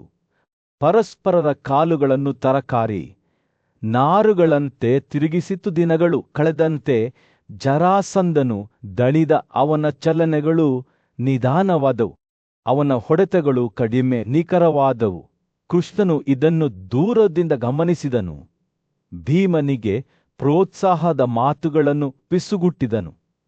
ಓ ಕುಂತಿಯ ಮಗನೇ, ದಣಿದ ಶತ್ರುವನ್ನು ಅಂತಹ ಸಮಯದಲ್ಲಿ ಒತ್ತಿದರೆ ಅವನು ಸಾಯಬಹುದು. ಅವನು ತನ್ನ ಶಕ್ತಿಯನ್ನು ಕಾಪಾಡಿಕೊಳ್ಳಲು ಹೊಡೆಯಲು ಪರಿಪೂರ್ಣ ಕ್ಷಣಕ್ಕಾಗಿ ಕಾಯುವಂತೆ ಭೀಮನನ್ನು ಒತ್ತಾಯಿಸಿದನು. ಕೃಷ್ಣನ ಮಾತುಗಳನ್ನು ಅರ್ಥಮಾಡಿಕೊಳ್ಳುತ್ತಿದ್ದಂತೆ ಭೀಮನ ಕಣ್ಣುಗಳು ಕಿರಿದಾದವು. ಹೊಸ ಸಂಕಲ್ಪದೊಂದಿಗೆ ಅವನು ತನ್ನ ಎಲ್ಲಾ ಶಕ್ತಿ ಮತ್ತು ಧೈರ್ಯವನ್ನು ಒಟ್ಟುಗೂಡಿಸಿದನು. ಯುದ್ಧವು ಹೊಸ ಉಗ್ರತೆಯಿಂದ ಪುನರಾರಂಭವಾಯಿತು. ಇಬ್ಬರು ಯೋಧರು ಮಗಧದ ಭವಿಷ್ಯವನ್ನು ನಿರ್ಧರಿಸುವ ಹೋರಾಟದಲ್ಲಿ ತೊಡಗಿದ್ದರು. ಜನಚಂಬುಳಿಯಿಂದ ಕೂಡಿದ ಮಗಧ ನಗರದಲ್ಲಿ ಅದರ ನಾಗರಿಕರ ಮೇಲೆ ಭಯದ ಭಾವನೆಯು ನೆಲೆಗೊಂಡಿತು. ದಬ್ಬಾಳಿಕೆಯುಳ್ಳ ರಾಜ ಜರಾಸಂಧನು ತನ್ನ ಸಾಟಿಯಿಲ್ಲದ ಶಕ್ತಿಯಿಂದ ತನ್ನ ಕೋಟೆಯಾದ ಗಿರಿವರಾಜದಲ್ಲಿ ಹಲವಾರು ರಾಜರನ್ನು ಬಂಧಿಸಿದ್ದನು. ಅವನ ಆಳ್ವಿಕೆಯು ಭಯ ಮತ್ತು ದಬ್ಬಾಳಿಕೆಯಿಂದ ಗುರುತಿಸಲ್ಪಟ್ಟಿತ್ತು. ಪರಾಕ್ರಮಶಾಲಿ ಯೋಧ ಮತ್ತು ಅರ್ಜುನನ ಸಹೋದರನಾದ ಭೀಮನು ಜರಾಸಂಧನ ಭೀತಿಯ ಆಳ್ವಿಕೆಯನ್ನು ಕೊನೆಗೊಳಿಸಲು ದೃಢನಿಶ್ಚಯ ಮಾಡಿದ್ದನು. ಅವನು ಕಾಡು ರಾಜವಂಶದ ಬುದ್ಧಿವಂತ ಮತ್ತು ಶಕ್ತಿಶಾಲಿ ನಾಯಕನಾದ ಕೃಷ್ಣನ ಸಲಹೆಯನ್ನು ಕೇಳಿದನು.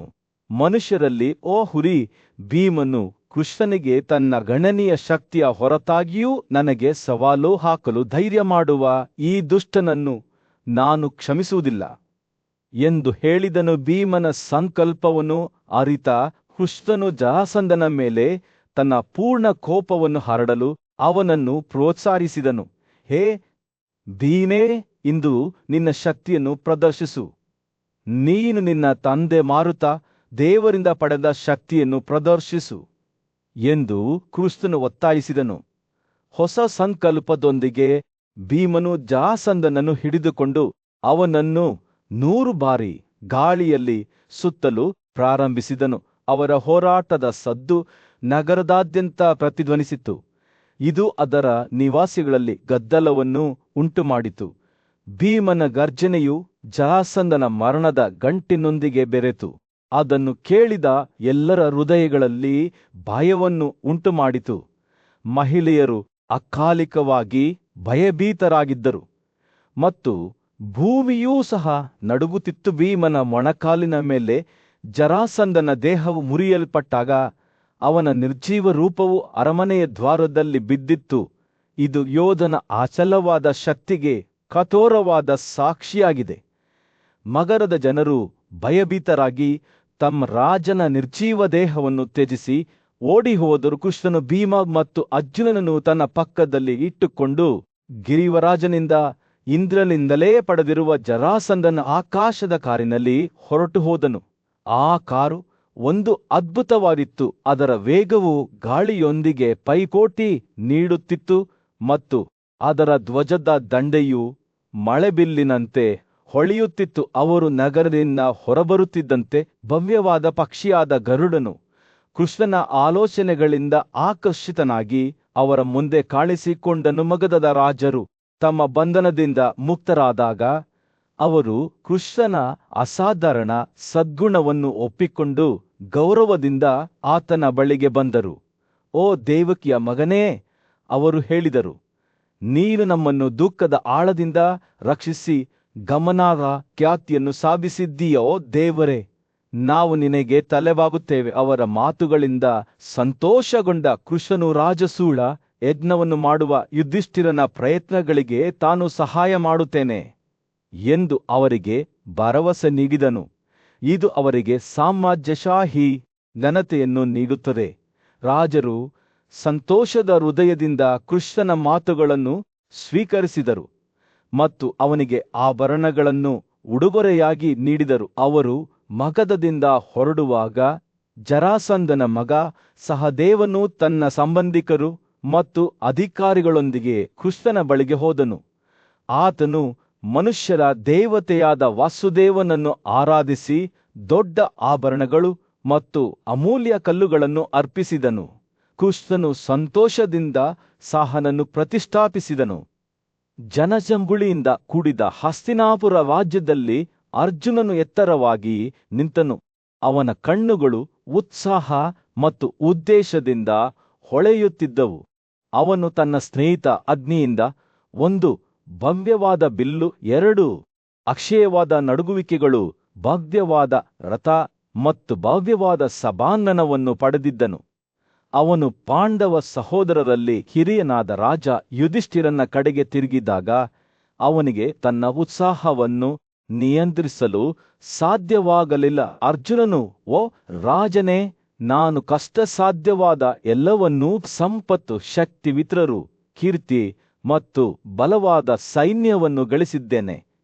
ಈಗ ಇತರ ರಾಜರು ನಮಗೆ ಗೌರವ ಸಲ್ಲಿಸುವಂತೆ ಮಾಡುವ ಮೂಲಕ ನಮ್ಮ ಖಜಾನೆಗಳನ್ನು ತುಂಬುವ ಸಮಯ ಬಂದಿದೆ ಎಂದು ನಾನು ಭಾವಿಸುತ್ತೇನೆ. ಉತ್ತರವನ್ನು ನಮ್ಮ ಪ್ರಭುತ್ವವೆಂದು ಹೇಳಿಕೊಳ್ಳಲು ಸರಿಯಾದ ಆಕಾಶದ ಪ್ರಭಾವಗಳ ಅಡಿಯಲ್ಲಿ ನಾನು ವಿಜಯವನ್ನು ಪ್ರಾರಂಭಿಸಲು ಬಯಸುತ್ತೇನೆ.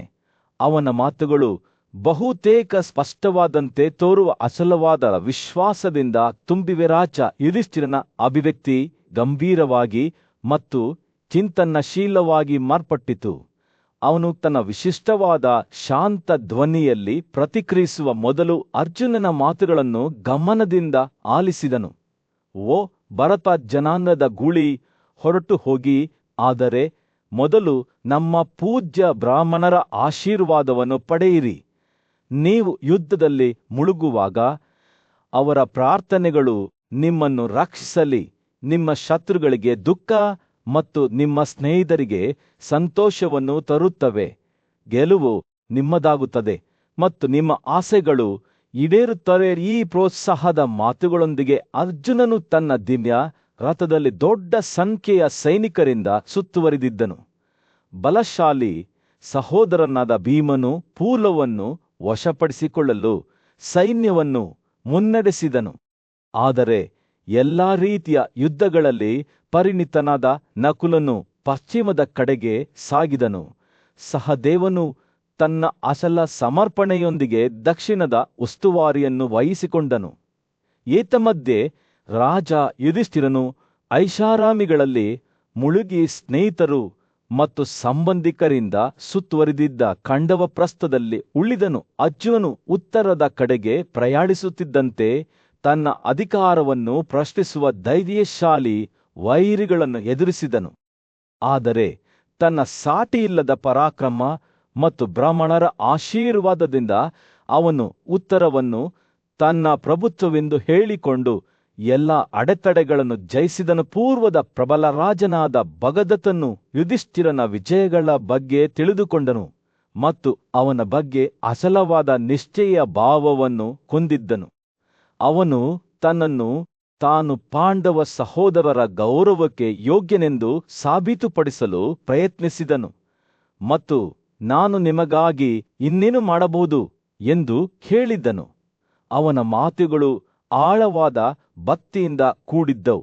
ಅದು ರಾಜ್ಯದಾದ್ಯಂತ ಪ್ರತಿಧ್ವನಿಸಿತು. ದೊಡ್ಡ ಬದಲಾವಣೆ ಮತ್ತು ಕ್ರಾಂತಿಯ ಈ ಯುಗದಲ್ಲಿ ಪಾಂಡವರು ಎತ್ತರವಾಗಿ ನಿಂತರು. ಅವರ ಬಂಧವು ಹಿಂದೆಂದಿಗಿಂತಲೂ ಬಲಶಾಲಿಯಾಗಿತ್ತು. ಅವರು ತಮ್ಮ ಸಾಮ್ರಾಜ್ಯವನ್ನು ವಿಸ್ತರಿಸಿದಂತೆ ಅವರ ಹೆಸರುಗಳು ಶೌರ್ಯ, ಬುದ್ಧಿವಂತಿಕೆ ಮತ್ತು ಔದಾರ್ಯಕ್ಕೆ ಸಮಾನಾರ್ಥಕವಾದವು. ಮತ್ತು ಈ ಎಲ್ಲದರ ಹೃದಯ ಭಾಗದಲ್ಲಿ ರಾಜ ಯುಧಿಷ್ಠಿರನು ಅಧಿಕಾರ ಮತ್ತು ಸಹಾನುಭೂತಿಯ ನಡುವಿನ ಸೂಕ್ಷ್ಮ ಸಮತೋಲನವನ್ನು ಕಾಪಾಡಿಕೊಂಡು ತನ್ನ ಸಹೋದರರಿಗೆ ಶ್ರೇಷ್ಠತೆಯತ್ತ ಮಾರ್ಗದರ್ಶನ ನೀಡಿದ ನ್ಯಾಯಯುತ ರಾಜನಾಗಿದ್ದನು. ಅವರ ಆಳ್ವಿಕೆಯಲ್ಲಿ ರಾಜ್ಯವು ಪ್ರವರ್ಧಮಾನಕ್ಕೆ ಬರುತ್ತಿದ್ದಂತೆ ಜನರು ತಾವು ಪ್ರಬಲ ಪಾಂಡವರ ರಕ್ಷಣೆಯಲ್ಲಿ ವಾಸಿಸುತ್ತಿದ್ದೇವೆ ಎಂಬ ಜ್ಞಾನದಿಂದ ಸಂತೋಷಪಟ್ಟರು.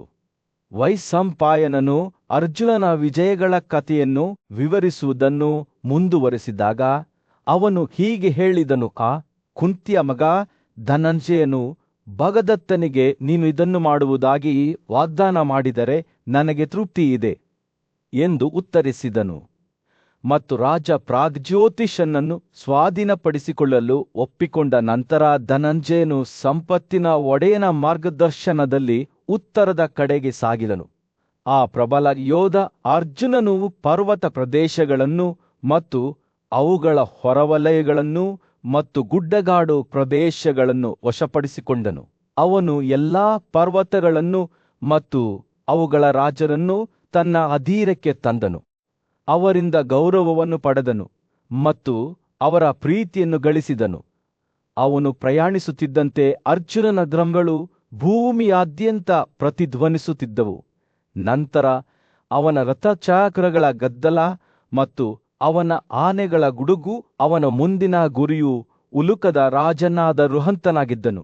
ಅವನು 4 ರೀತಿಯ ಪಡೆಗಳನ್ನು ಒಳಗೊಂಡ ಪ್ರಬಲ ಸೈನ್ಯದೊಂದಿಗೆ ತನ್ನ ನಗರದಿಂದ ಹೊರಬಂದನು. ರುಹಂತ ಮತ್ತು ಅರ್ಜುನರ ನಡುವಿನ ಯುದ್ಧವು ಭೀಕರ ಮತ್ತು ತೀವ್ರವಾಗಿತ್ತು. ಆದರೆ ಕೊನೆಯಲ್ಲಿ ಪಾಂಡುವಿನ ಮಗನು ಎದುರಿಸಲಾಗದವನಾಗಿದ್ದನು. ತಾನು ಅರ್ಜುನನ ಪರಾಕ್ರಮಕ್ಕೆ ಸರಿಸಾಟಿಯಲ್ಲ ಎಂದು ಅರಿತುಕೊಂಡ ರುಹಂತನು ತನ್ನ ಎಲ್ಲಾ ಸಂಪತ್ತಿನೊಂದಿಗೆ ತನ್ನ ರಾಜ್ಯವನ್ನು ಶರಣಾಗುವಂತೆ ಅವನ ಬಳಿಗೆ ಬಂದನು. ಅರ್ಜುನನು ಈ ಪ್ರಸ್ತಾಪವನ್ನು ಒಪ್ಪಿಕೊಂಡನು. ಆದರೆ ಅವನು ತನಗೆ ನಿಷ್ಠನಾಗಿ ಉಳಿಯುವುದಾಗಿ ರುಹಂತನಿಂದ ವಾಗ್ದಾನವನ್ನು ಪಡೆಯುವ ಮೊದಲು ಅಲ್ಲ. ರುಹಂತನು ತನ್ನ ಪಕ್ಕದಲ್ಲಿದ್ದಾಗ ಅರ್ಜುನನು ಸೇನವಿಂದನ ವಿರುದ್ಧ ದಂಡೆತ್ತಿ ಹೋದನು. ಅವನು ಶೀಘ್ರದಲ್ಲೇ ತನ್ನ ರಾಜ್ಯದಿಂದ ಹೊರಹಾಕಿದನು. ನಂತರ ಅರ್ಜುನನು ತನ್ನ ಗಮನವನ್ನು ಮೋದಪುರ, ವಾಮದೇವ, ಸುಧಾಮ, ಸುಸಾಂಕುಲ, ಉತ್ತರದ ಉಲುಕರು ಮತ್ತು ಆ ದೇಶಗಳ ರಾಜರ ಕಡೆಗೆ ತಿರುಗಿಸಿದನು. ಅವನು ಅವರೆಲ್ಲರನ್ನೂ ಸೋಲಿಸಿ ಅವರ ರಾಜ್ಯಗಳನ್ನು ತನ್ನ ಬೆಳೆಯುತ್ತಿರುವ ಸಾಮ್ರಾಜ್ಯಕ್ಕೆ ಸೇರಿಸಿದನು. ಆದಾಗ್ಯೂ ಯುಧಿಷ್ಠಿರನ ಆಜ್ಞೆಯ ಮೇರೆಗೆ ಅರ್ಜುನನು ಈ ಪ್ರದೇಶಗಳ ವಿರುದ್ಧ ವೈಯಕ್ತಿಕವಾಗಿ ಸೈನ್ಯವನ್ನು ಮುನ್ನಡೆಸಲಿಲ್ಲ. ಬದಲಿಗೆ ತನ್ನ ಪಡೆಗಳನ್ನು ಕಳುಹಿಸಿದನು. ಸೇನವಿದುವಿನಿಂದ ಅರ್ಜುನನು ಮತ್ತೊಮ್ಮೆ ಹೊರಟನು. ಈ ಬಾರಿ ಪುರು ವಂಶದ ರಾಜ ವಿಶ್ವಗಸ್ವನ ವಿರುದ್ಧ ರಾಜನ ಪರವಾಗಿ ಹೋರಾಡಿದ ಧೈರ್ಯಶಾಲಿ ಪರ್ವತಾರೋಹಿಗಳು ಅರ್ಜುನನ ಶಕ್ತಿಗೆ ಸರಿಸಾಟಿಯಾಗಲಿಲ್ಲ ಮತ್ತು ಅವನು ತನ್ನ ಸೈನ್ಯದ ಸಹಾಯದಿಂದ ಅವರ ಪಟ್ಟಣವನ್ನು ವಶಪಡಿಸಿಕೊಂಡನು. ಪುರು ರಾಜ ಮತ್ತು ಪರ್ವತಗಳಲ್ಲಿ ವಾಸಿಸುತ್ತಿದ್ದ ದರೋಡೆಕೋರ ಬುಡಕಟ್ಟುಗಳನ್ನು ಸೋಲಿಸಿದ ನಂತರ ಅರ್ಜುನನು ಉತ್ಸವ ಸಂಕೇತ ಎಂದು ಕರೆಯಲ್ಪಡುವ 7 ಬುಡಕಟ್ಟುಗಳನ್ನು ತನ್ನ ನಿಯಂತ್ರಣಕ್ಕೆ ತಂದನು. ನಂತರ ಅರ್ಜುನನು ಕಾಶ್ಮೀರದ ಕ್ಷತ್ರಿಯರ ಮೇಲೆ ತನ್ನ ಗಮನವನ್ನು ಕೇಂದ್ರೀಕರಿಸಿದನು. ಅವರ ಧೈರ್ಯಶಾಲಿ ಯೋಧರನ್ನು ಸೋಲಿಸಿದನು ಮತ್ತು ಅವರನ್ನು ವಶಪಡಿಸಿಕೊಂಡನು. ಅವರು 10 ಸಣ್ಣ ಮುಖ್ಯಸ್ಥರೊಂದಿಗೆ ರಾಜ ಲೋಡಿತನನ್ನೂ ಸಹ ವಶಪಡಿಸಿಕೊಂಡನು. ತ್ರಿಗರ್ತರು, ದಾರವರು, ಕೊಕೊನಾಡರು ಮತ್ತು ಇತರ ಹಲವಾರು ಕ್ಷತ್ರಿಯರು ಅರ್ಜುನನ ಮುನ್ನಡೆಯನ್ನು ವಿರೋಧಿಸಲು ಪ್ರಯತ್ನಿಸಿದರು, ಆದರೆ ಅಂತಿಮವಾಗಿ ಸೋಲನ್ನು ಅನುಭವಿಸಿದರು. ಅವನು ಮುಂದುವರಿದಾಗ ಅರ್ಜುನನು ಆಹ್ಲಾದಕರವಾದ ಅವಿಸರಿ ಪಟ್ಟಣವನ್ನು ವಶಪಡಿಸಿಕೊಂಡನು.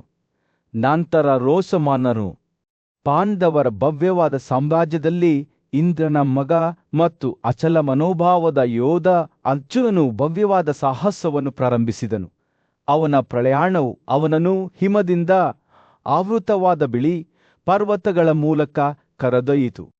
ಅಲ್ಲಿ ಅವನು ಧೂಮಪುತ್ರನು ಆಯ್ದ ಲಿಂಪುರುಷನ ಭೂಮಿಯನ್ನು ವಶಪಡಿಸಿಕೊಂಡನು. ಕಣಿವೆಗಳಲ್ಲಿ ಉಕ್ಕಿನ ವಿರುದ್ಧ ಉಕ್ಕಿನ ಘರ್ಷಣೆ ಪ್ರತಿಧ್ವನಿಸಿತು, ಏಕೆಂದರೆ ಯುದ್ಧದಲ್ಲಿ ಅರ್ಜುನನ ಪರಾಕ್ರಮವು ಈ ಪ್ರದೇಶದ ಮೇಲೆ ಅಳಿಸಲಾಗದ ಗುರುತು ಹಾಕಿತು.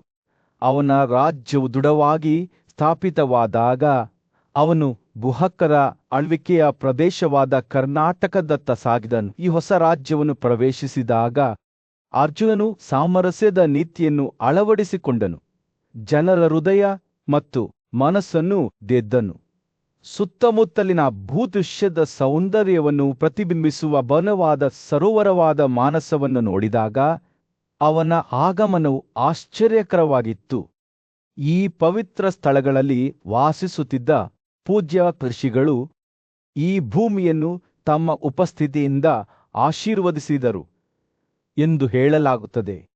ಅರ್ಜುನನು ಗುಹಾಕರ ಪ್ರಾಂತ್ಯಗಳ ಪಕ್ಕದಲ್ಲಿದ್ದ ಗಾಂಧರ್ವರು ಆಯ್ದ ಪ್ರದೇಶಗಳನ್ನು ವಶಪಡಿಸಿಕೊಂಡ ಕಾರಣ ಕರ್ನಾಟಕವನ್ನು ವಶಪಡಿಸಿಕೊಳ್ಳುವುದು ತ್ವರಿತ ಮತ್ತು ನಿರ್ಣಾಯಕವಾಗಿತ್ತು. ವಿಜಯಾದವನ ಗಮನವು ನಂತರ ಮಾನವ ಆಕ್ರಮಣಕ್ಕೆ ಅಭೇದ್ಯವೆಂದು ವದಂತಿಗಳಿದ್ದ ಉತ್ತರ ಹರಿವರ್ಷದ ಕಡೆಗೆ ತಿರುಗಿತ್ತು. ಗಡಿಭಾಗದ ಕಾವಲುಗಾರರು, ಶಕ್ತಿ ಮತ್ತು ಶಕ್ತಿಯ ದೈತ್ಯರು ಅರ್ಜುನನ ಮುನ್ನಡೆಯ ವಿರುದ್ಧ ದೃಢವಾಗಿ ನಿಂತರು.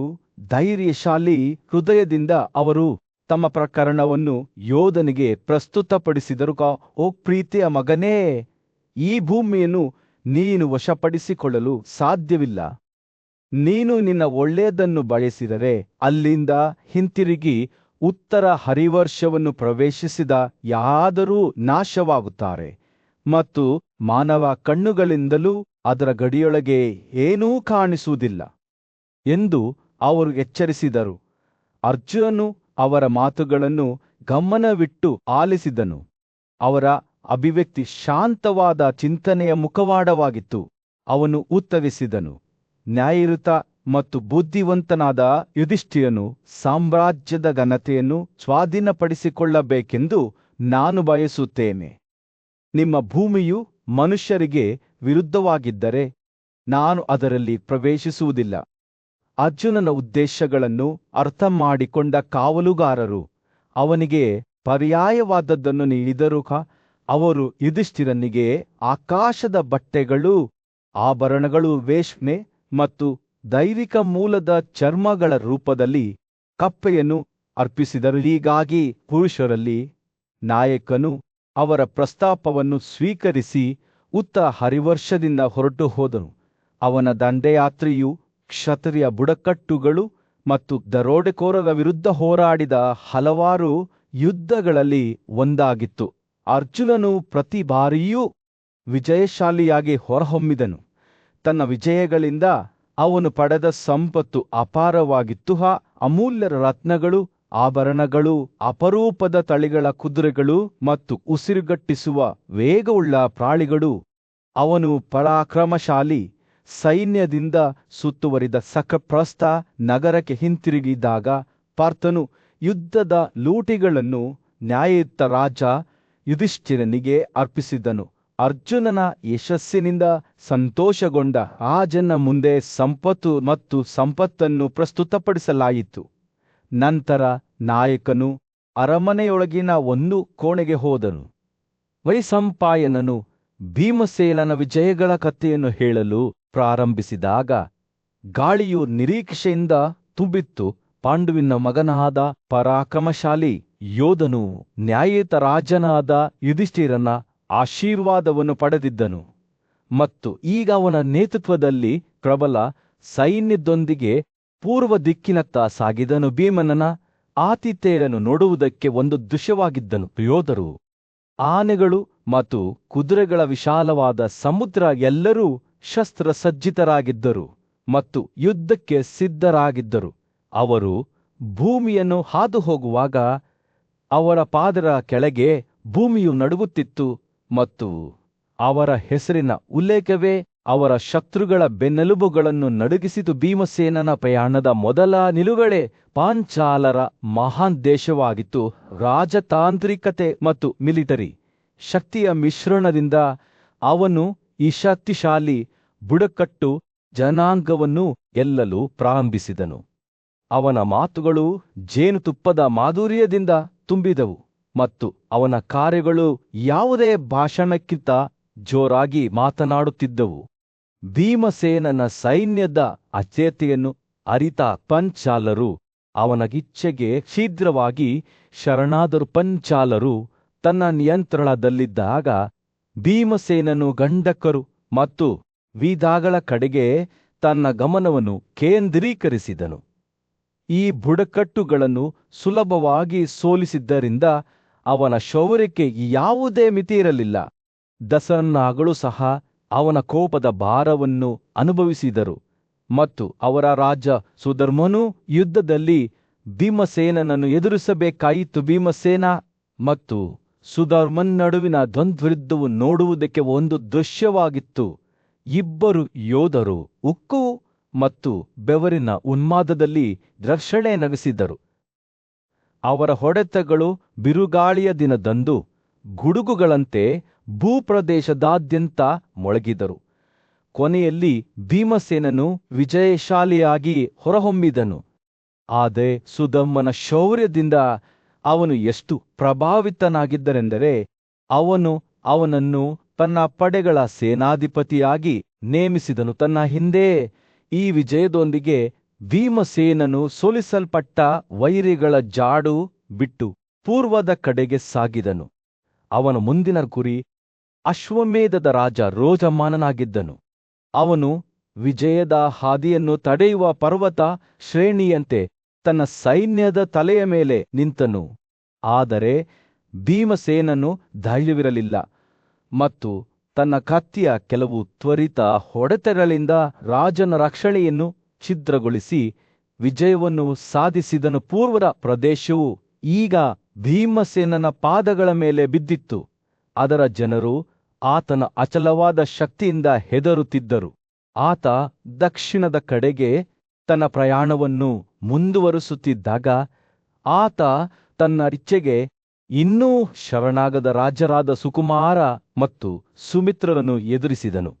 ಆದರೆ ಭೀಮಸೇನನು ಮನವೊಲಿಸುವಲ್ಲಿ ಪ್ರವೀಣನಾಗಿದ್ದನು ಮತ್ತು ಕೆಲವು ಚೆನ್ನಾಗಿ ಆಯ್ಕೆ ಮಾಡಿದ ಮಾತುಗಳಿಂದ ಅವರನ್ನು ತನ್ನ ಕಡೆ ಸೇರಿಸಿಕೊಂಡನು. ಸೂರ್ಯನು ದಿಗಂತದ ಕೆಳಗೆ ಮುಳುಗಿ ಬೆಚ್ಚಗಿನ ಕಿತ್ತಳೆ ಬಣ್ಣದ ಹೊಳಪನ್ನು ಬೀಸಿದಾಗ ಭೀಮಸೇನನ ಆಲೋಚನೆಗಳು ಯುಧಿಷ್ಠಿರನ ಮುಂದಿನ ಆಜ್ಞೆಯತ್ತ ತಿರುಗಿದವು.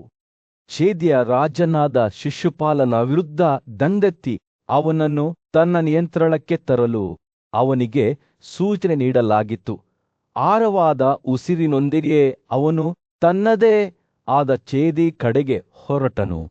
ಪ್ರಕ್ಷುಬ್ಧ ಯುಗದ ಮಧ್ಯದಲ್ಲಿ ಪಾಂಡುವಿನ ಮಗನಾದ ಪ್ರಬಲ ಭೀಮನು ಇತಿಹಾಸದಲ್ಲಿ ಅಳಿಸಲಾಗದ ಗುರುತು ಬಿಟ್ಟು ಹೋಗುವ ವಿಜಯಗಳ ಸರಣಿಯನ್ನು ಪ್ರಾರಂಭಿಸಿದನು. ಅವನ ಮೊದಲ ಸವಾಲು ಕುಮಾರನ ರಾಜನಾದ ಶ್ರೀನಿಮತನ ರೂಪದಲ್ಲಿ ಬಂದಿತ್ತು. ಅವನನ್ನು ಅವನು ಸುಲಭವಾಗಿ ಸೋಲಿಸಿದನು. ಈ ವಿಜಯವು ಶೀಘ್ರದಲ್ಲೇ ಕೋಸಲದ ರಾಜನಾದ ಬೃಹದ್ವಾಲನ ಮೇಲೆ ಮತ್ತೊಂದು ವಿಜಯವನ್ನು ಸಾಧಿಸಿತು. ಯೋಧನಾಗಿ ಭೀಮನ ಪರಾಕ್ರಮವು ಬೆಳೆಯುತ್ತಲೇ ಹೋಯಿತು. ತದನಂತರ ಅವನು ಅಯೋಧ್ಯೆಯ ಪ್ರಬಲ ರಾಜನಾದ ದಿರ್ಗಯಾದನನ ಮೇಲೆ ತನ್ನ ದೃಷ್ಟಿಯನ್ನು ಕೇಂದ್ರೀಕರಿಸಿದನು. ಈ ಇಬ್ಬರು ದೈತ್ಯರ ನಡುವಿನ ಯುದ್ಧವು ಭೂಮಿಯ ಅಡಿಪಾಯವನ್ನು ಬೆಚ್ಚಿಬೀಳಿಸಿತು. ಆದರೆ ಕೊನೆಯಲ್ಲಿ ಭೀಮನು ವಿಜಯಶಾಲಿಯಾಗಿ ಹೊರಹೊಮ್ಮಿದನು. ಅವನ ವಿಜಯಗಳು ಅಲ್ಲಿಗೆ ನಿಲ್ಲಲಿಲ್ಲ. ಅವನು ಗೋಪಾಲಕಕ್ಷ ಮತ್ತು ಉತ್ತರದ ಕೋಸಲಗಳ ದೇಶವನ್ನು ಮತ್ತು ಮಲ್ಲರ ರಾಜ್ಯವನ್ನು ತನ್ನ ನಿಯಂತ್ರಣಕ್ಕೆ ತಂದನು. ಅವನು ಉತ್ತರಕ್ಕೆ ಪ್ರಯಾಣಿಸುವಾಗ ಭೀಮನು ಹಿಮಾಲಯದ ಬುಡದಲ್ಲಿರುವ ತೇವಾಂಶಭರಿತ ಪ್ರದೇಶವನ್ನು ಎದುರಿಸಿದನು. ಅಲ್ಲಿ ಅವನು ಶೀಘ್ರದಲ್ಲೇ ಇಡೀ ಪ್ರದೇಶವನ್ನು ವಶಪಡಿಸಿಕೊಂಡನು. ಅವನ ಸಾಹಸಗಳು ಈಗ ದಂತಕಥೆಗಳ ವಸ್ತುವಾಗಿ ಮಾರ್ಪಟ್ಟವು. ವಿವಿಧ ದೇಶಗಳು ಅವನ ಮುಂದೆ ಮಾಗಿದ ಹಣ್ಣಿನಂತೆ ಬೀಳುತ್ತಿದ್ದವು. ಅಪಾರ ಶಕ್ತಿ ಮತ್ತು ಶಕ್ತಿಯಿಂದ ಸಂಪನ್ನನಾಗಿದ್ದ ಭೀಮನು ತನ್ನ ವಿಜಯದ ಅನ್ವೇಷಣೆಯಲ್ಲಿ ತಡೆಯಲಾಗದವನಾಗಿದ್ದನು. ಅವನ ಪಟ್ಟಿಯಲ್ಲಿ ಮುಂದಿನದು ಬಲ್ಲತನ ರಾಜ್ಯವಾಗಿದ್ದು, ಅದರ ರಾಜನಾದ ಸುಕ್ತಿಮಂತನು ಪ್ರಬಲ ವೈದ್ಯೆಂದು ಸಾಬೀತಾಯಿತು. ಆದಾಗ್ಯೂ ಭೀಮನ ಸಂಪೂರ್ಣ ಶಕ್ತಿಯು ಅಂತಿಮವಾಗಿ ರಾಜನ ರಕ್ಷಣೆಯನ್ನು ಮುರಿಯಿತು ಮತ್ತು ಅವನು ಶರಣಾಗುವಂತೆ ಒತ್ತಾಯಿಸಲಾಯಿತು. ಈ ವಿಜಯದ ನಂತರ ಮತ್ತೊಂದು ವಿಜಯವಾಯಿತು. ಭೀಮನು ಕಾಶಿಯ ಪಟ್ಟು ಹಿಡಿದ ರಾಜನಾದ ಸುವಾಹುವನ್ನು ಸೋಲಿಸಿದನು. ಪಾಂಡುವಿನ ಮಗನು ತನ್ನ ವಿಜಯದ ಕಾರ್ಯಾಚರಣೆಯನ್ನು ಮುಂದುವರೆಸಿದಾಗ ಅವನು ಸುಪರ್ಸಾ ಬಳಿಯ ಪ್ರದೇಶವನ್ನು ಆಳಿದ ಮಹಾನ್ ರಾಜನಾದ ಕತ್ತನನ್ನು ಎದುರಿಸಿದನು. ಯುದ್ಧದಲ್ಲಿ ಭೀಮನ ಪರಾಕ್ರಮವು ರಾಜನಿಗೆ ತುಂಬಾ ಹೆಚ್ಚು ಸಾಬೀತಾಯಿತು ಮತ್ತು ಅವನು ಅಂತಿಮವಾಗಿ ಶರಣಾಗುವಂತೆ ಒತ್ತಾಯಿಸಲಾಯಿತು. ಈ ವಿಜಯವು ವಿಜಯಗಳ ಸುದೀರ್ಘ ಸರಣಿಯ ಆರಂಭವನ್ನು ಗುರುತಿಸಿತು, ಏಕೆಂದರೆ ಭೀಮನು ಮತ್ಸ್ಯ ಮಲಾಡ ಮತ್ತು ಪಾಸುಭೂಮಿಯನ್ನು ಸೋಲಿಸಿದನು. ಭೀಮನ ವಿಜಯಗಳು ಅವನನ್ನು ಈಗ ಉತ್ತರದ ಕಡೆಗೆ ಕರೆದೊಯ್ದು ಅಲ್ಲಿ ಅವನು ಹಲವಾರು ಶಕ್ತಿಶಾಲಿ ರಾಜ್ಯಗಳನ್ನು ಎದುರಿಸಿದನು.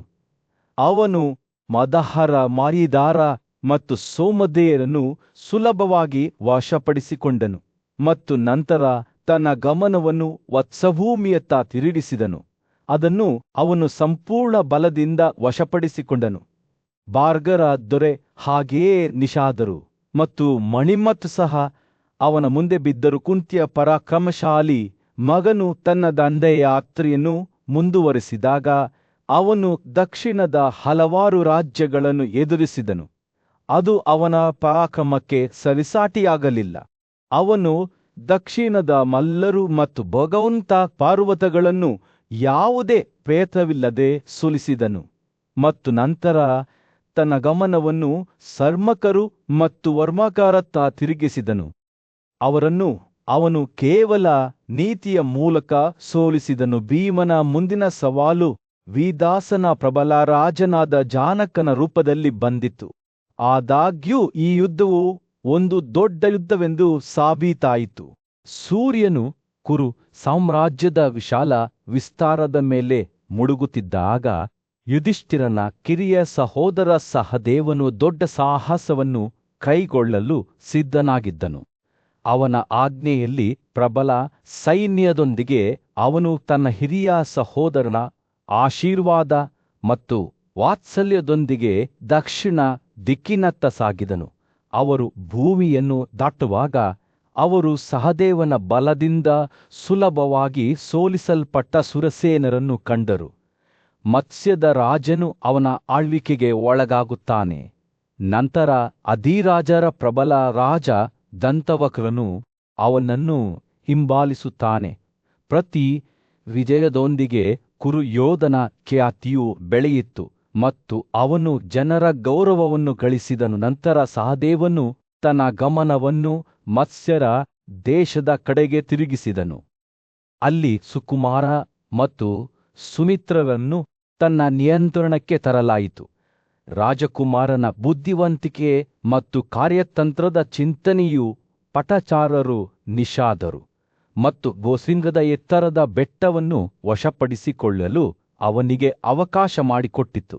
ಅವನು ಭೂಮಿಯ ಪ್ರಬಲ ಒಡೆಯನಾದ ಶ್ರೀನಿಮತನನ್ನು ವಶಪಡಿಸಿಕೊಂಡನು. ಅವನು ಮತ್ತಷ್ಟು ದಕ್ಷಿಣಕ್ಕೆ ಸಾಗುತ್ತಿರುವಾಗ ಸಹದೇವನು ಕುಂತಿಭೋಜನನ್ನು ಎದುರಿಸಿದನು.